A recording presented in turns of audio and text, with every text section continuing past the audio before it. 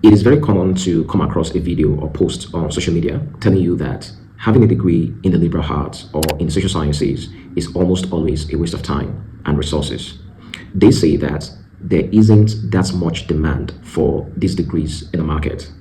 The economy of the 21st century has rendered these degrees obsolete. And I guess you can call that degree obsolescence.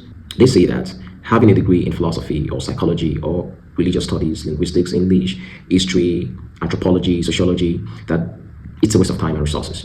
And by the way, this isn't something that is unique to Nigeria.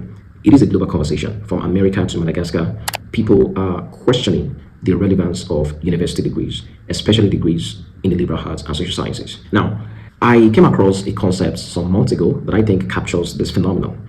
The concept is called elite overproduction. Elite overproduction exists when society has a surplus of potential elite that are unable to get absorbed into elite spaces. Of course, everybody goes to school to have a good life. Everybody goes to school to become an elite. But when you go to school and at the end of the day, you are unable to be absorbed into these elite spaces, there's a tendency for people like that to become resentful of the system.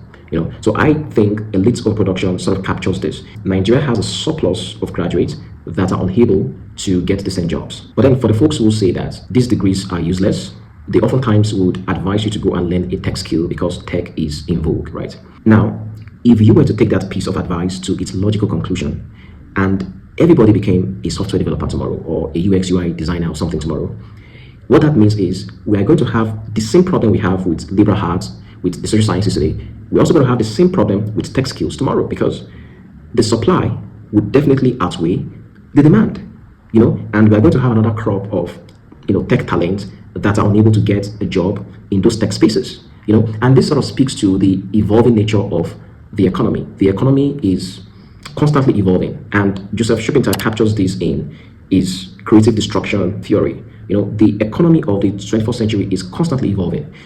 All this talk about go and learn tech skills, go and learn tech skills, go and learn tech skills. We don't know what's going to happen tomorrow, especially with this AI thing. If AI gets so damn good tomorrow to the point that you practically don't even need human programmers anymore, then all this thing about tech skills becomes obsolete. And again, in the next 10 years, the next 20 years, we might be living in a post-coding economy. And so we practically wouldn't even need to be coding anymore. We don't know what kind of technology we'll be using in 20 years' time. So this sort of speaks to the evolving nature of the economy. And I think this is just another way of explaining the high rate of unemployment, underemployment we have, in Nigeria and elsewhere in the world today.